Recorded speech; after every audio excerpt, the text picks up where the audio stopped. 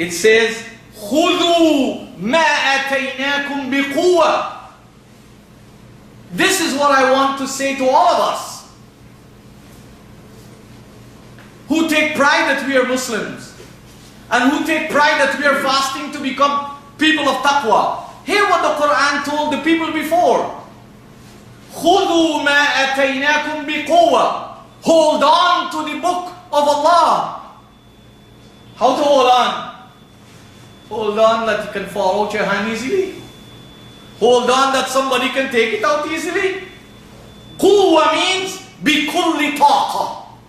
Quwwa means with all of your heart, all of your soul, all of your might and all of your mind. Hold on to the guidance of God like that. It means hold on with your brains.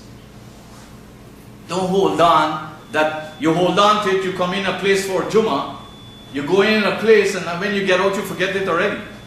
Because you have not held on to it. And that is why the average Muslim goes to Friday, they go to Friday prayer and Friday Jummah. Not because they feel a compulsion to learn and to put it into their life, because they are traditionalists. And that is why when they leave the doors of the average masjid and center, you say to them, did you go to Jummah? Of course, what's wrong with you? I cannot miss 2 or 3 Jummah, I'll become a kafir. They know all this kind of jargon. But nobody tells them that if you hear divine guidance and you have zero memory of it and zero recollection of its values and loftiness, what you are. Nobody's telling them that. They're just telling them, if you don't go to the masjid for Jummah 3 times, you're kafir.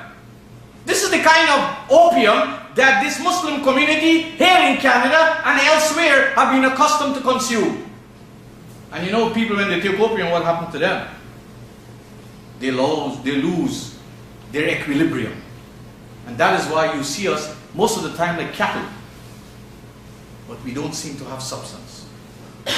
So the Qur'an says, خُذُوا مَا أَتَيْنَاكُمْ بِقُوَّةٍ. Hold on to the message of Allah with all your strength. وَاذْكُرُوا مَا فِيهِ. And don't forget what's inside it. And what's the last verse? لَعَلَّكُمْ تَتَّقُونَ.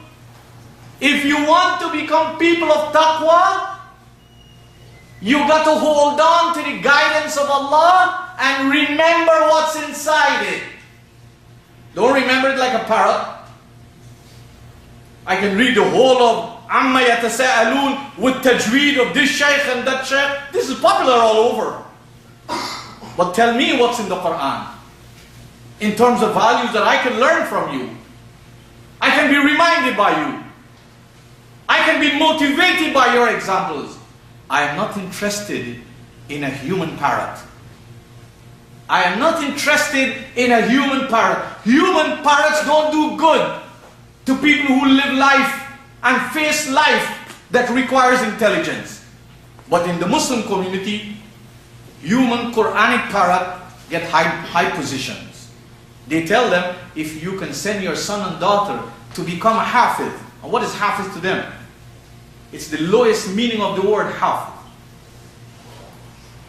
Hafiz is somebody who can just memorize the Arabic of the Qur'an without understanding and memorizing the values and the principles. No doubt, retaining the Qur'an in Arabic is an asset because it is a tool for reference. It's a tool for reference. It's not an asset in itself. It's a tool for reference. And that's why it's an advantage for Muslims to pursue the study of the Qur'an and make every effort to retain as much of the text as reference. So when they go about their life, when they talk to their children, when they talk to their friends and neighbors, they are not talking kahani, or as we say in the Caribbean, Nancy story. I don't know what you say in South Africa and other places. I don't know if a Nancy is from there too. I know it came from there, right? We are having a lofty reference. You say something, I say something. Wait, brother, maybe you don't know this verse, and that's how you're going to tell me, and that's how I have to tell you. But studying Qur'an is not a big thing in this community or any average Muslim community memorizing Qur'an, singing Qur'an, chanting Qur'an, with all the different modes of tilawat is high price. And that is why you find Muslims will flock all over to the masjid. Ask them who go there and been going there for donkey years, what good has come to them? They will tell you, this recital was fantastic. Is that what life is built on? Emotional? So let's go to the next verse. I will have to go to this verse because of time. There is a mighty verse here. You should never forget this. You'll have to understand this. This verse is found in chapter 6, verse 151. Surah Al-An'am, verse 151.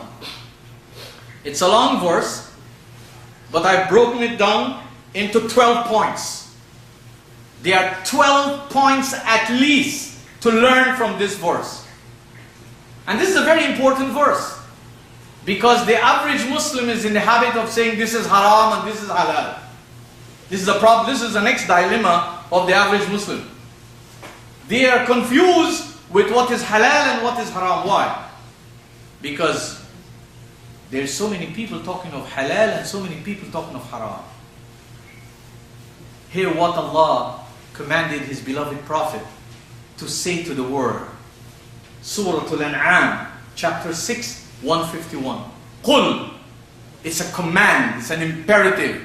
He didn't say if you wish you can do it. لَبُدَّ لَكَ أَن تَقُولَ لَهُمْ. You had to say to them. He had to say to them. This was the command of Allah. And even the Prophet had to obey. قُلْ تَعَالَوْا. Come on people. تعالوا, come on. أَتْلُ مَا حَرَّمَ رَبُّكُمْ عَلَيْكُمْ. And haram doesn't mean prohibited. Because this verse is going to teach us the meaning of haram. Haram means that which you must not violate. Haram means that which you should not violate. Because here's the Qur'an speaking to us. أَلَّا تُشْرِكُوا بِهِ شَيْئًا. And all of these things are related to taqwa. And you will see to the end of the verse. So one of the conditions to develop taqwa is not just to stay away from food and drink, as Muslims translate it and interpret it, is that your life should have no shirk in it. And what is the meaning of shirk? Shirk means to dilute divine system, and to follow other people as equals, as peers, or as partners, or associates with the divine dispenser Allah. And it means every kind of oppression and darkness that is unleashed by people on other people. All the kinds of darknesses that you see in human society that are the result of the efforts of human beings, whether they live in Muslim countries. A Muslim country is full of darkness, you know that.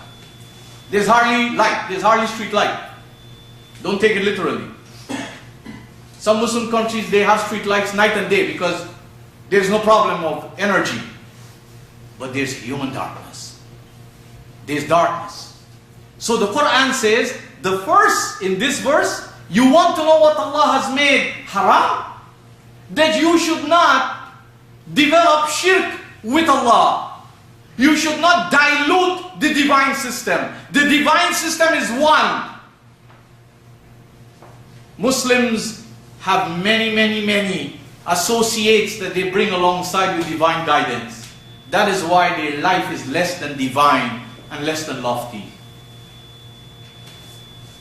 And as I told you, Allah Himself describes to us in chapter 31, verse 13, Surah Luqman, Inna shirka la dhulmun azim.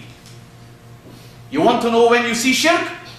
You want to know how to see shirk? Look for injustices in the world. Look for oppression in the world. Look for prejudice in the world. Look for racism in the world. Look for exploitation in the world. Look for confiscation of human rights in the world. Look for dehumanization of human beings in the world. Look for it. Look for treating people by different yardsticks. based on their color, their language, their creed.